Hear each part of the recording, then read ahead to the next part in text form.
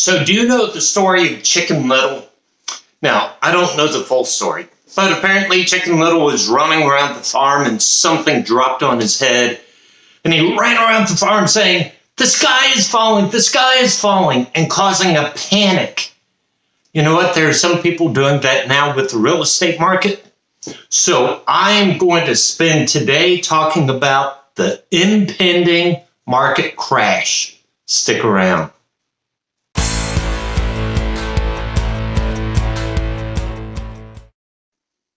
Hi, welcome back. My name's Joe Brown. I'm a realtor with Century 21, List with Beggins, located in South Tampa. Thank you so much for being here with me today.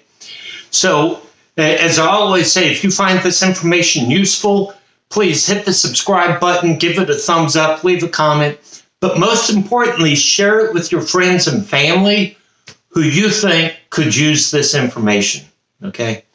So, today, and I know the introduction was a bit ominous, and I'm going to clarify that, okay? And I will say the topic of this whole video came from a viewer comment. So I do appreciate comments. I read the comments, and sometimes that gives me fodder for videos, just like this one. So let me just say at the outset, I am not an economist. I am not a prognosticator. I am not a prestidigitator. And if you know what that is, give yourself 10 points, okay? However, I am mature, I have experience, and I'm a realtor, I'm an educator.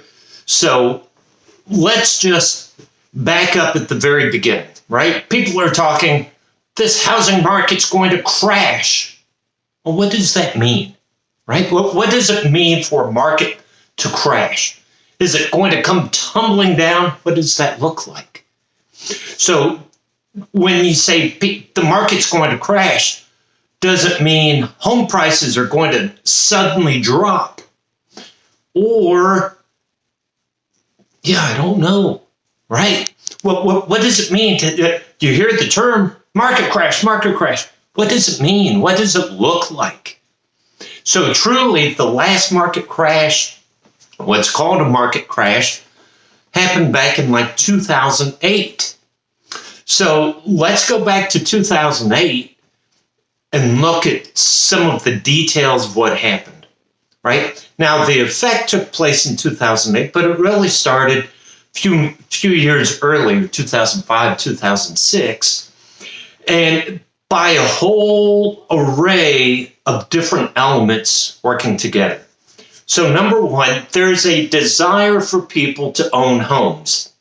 And in fact, I did a video, I'll put a link maybe, if I remember, right? I have to tell my editor to put the link to the video of the benefits of owning a home and why society needs people to own homes.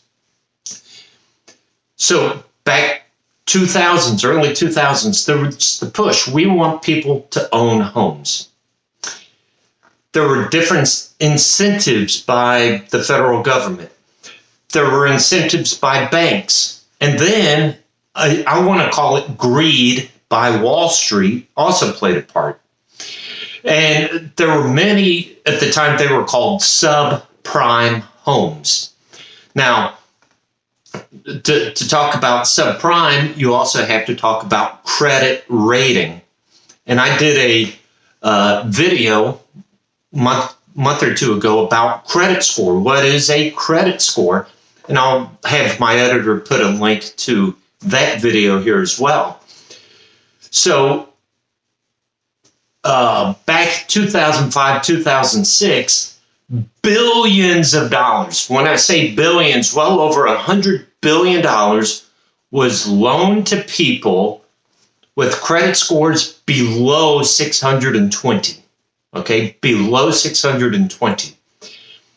And there is such a push for people to own homes that really you did not have to prove your ability to pay.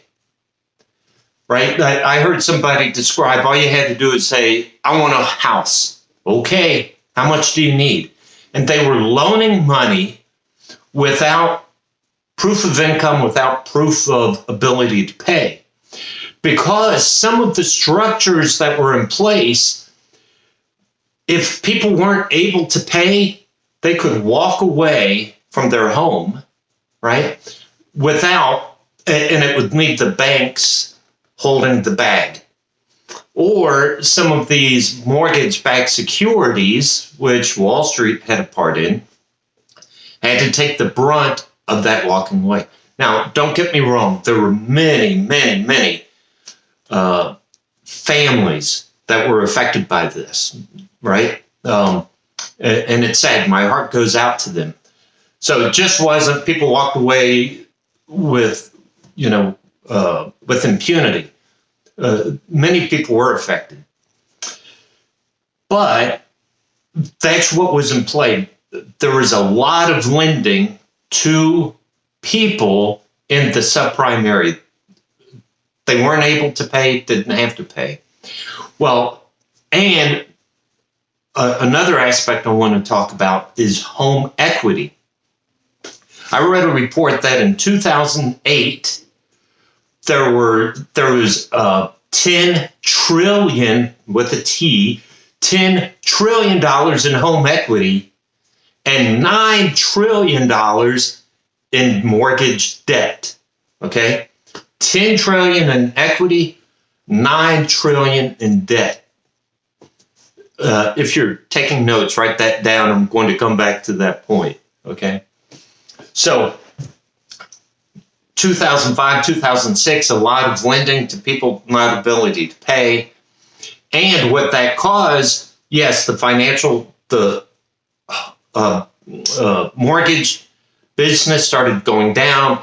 It affected the banks. It affected Wall Street. And so, yeah, we had a crash. Not only a housing crash, but we had the economic downturn. So as a response, Congress passed the Frank-Dodd Act, and really it's a truth in lending. So things have changed since that 2005, 2006, 2008 area to right now. That mortgage lending is very, very tight. Okay. Credit scores below 620. Yeah, you almost can't get a mortgage anymore. Most of the mortgages, I looked at a statistic today, just today. The vast majority of mortgages are loaned to people with a mortgage score of over 750, right? So mortgage, the lending parameters had tightened up.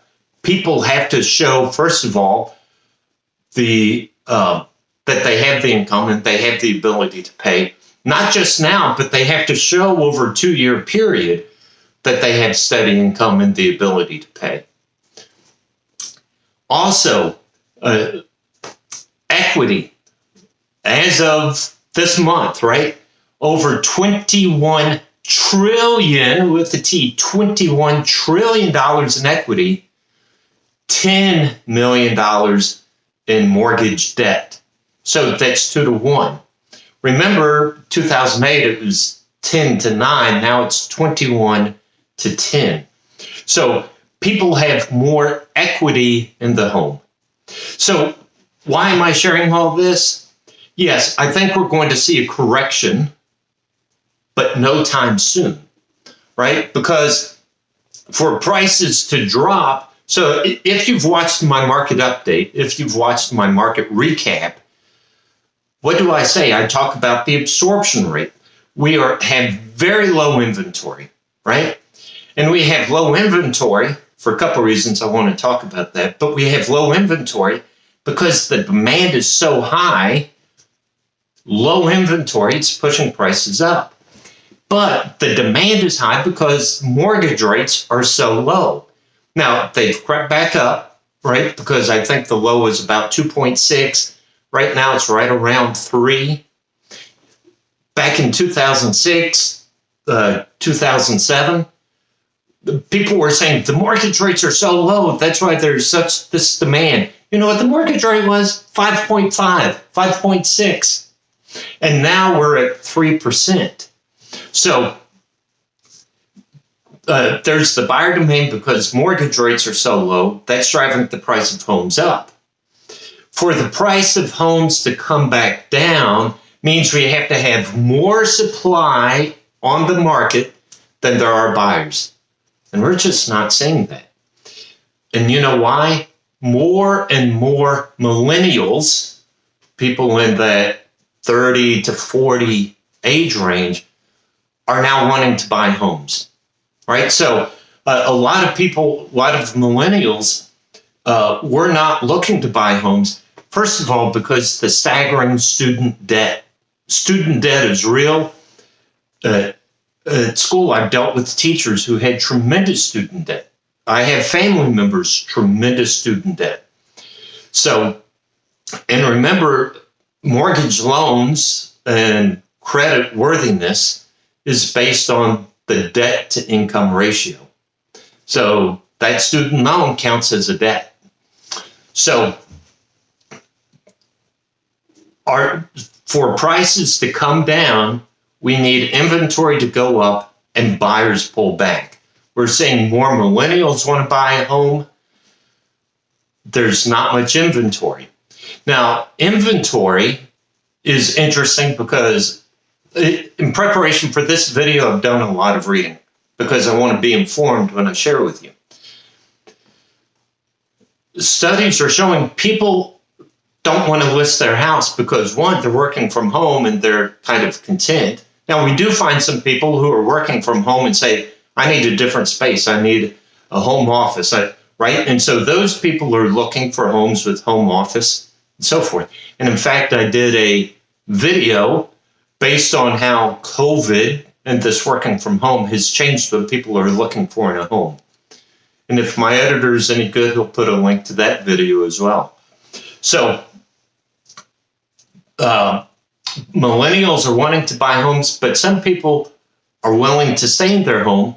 And some people, just because of the coronavirus, do not want to open their home to people coming in to look at it, which is understandable. And so people are saying, yes, I want to sell, but I'm not selling now because sick people may walk through here, right? Now, hopefully, if they're sick, they don't walk through. So some people are just being safe and say, I'm not walking through. So inventory has dried up. The demand is still there, right? So prices are still going to escalate. And until we can get enough inventory on the market and to satisfy buyer needs, then the market will normalize. I saw a report yesterday. The United States, the U.S. needs 4 million homes to meet buyer demand. 4 million homes.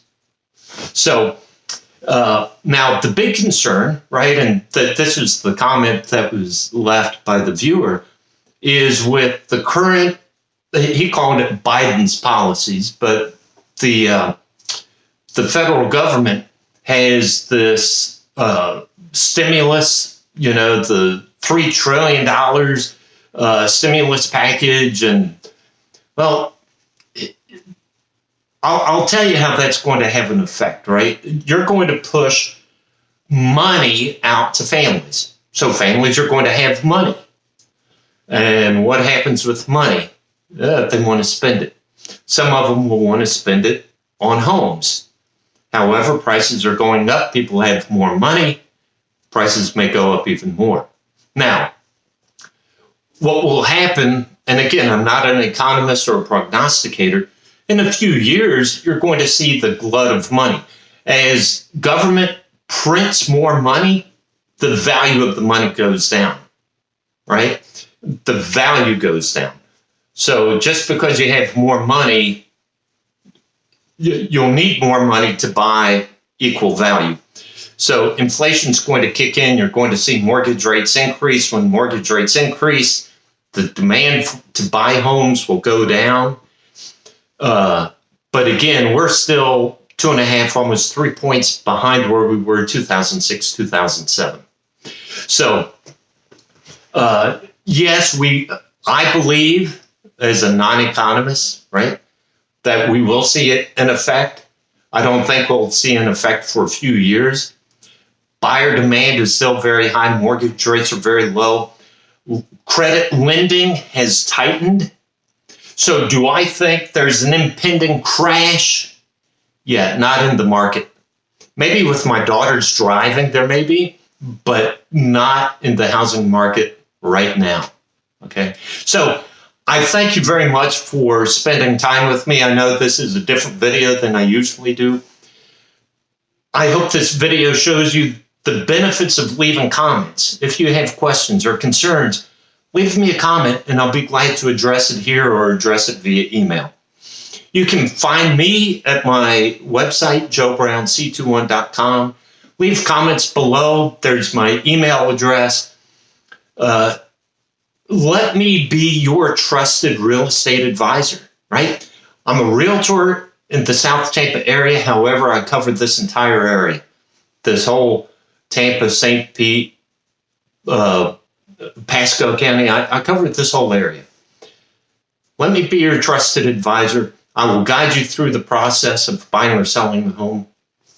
I am here to serve you. I'm here to serve the community. My whole life has been about service.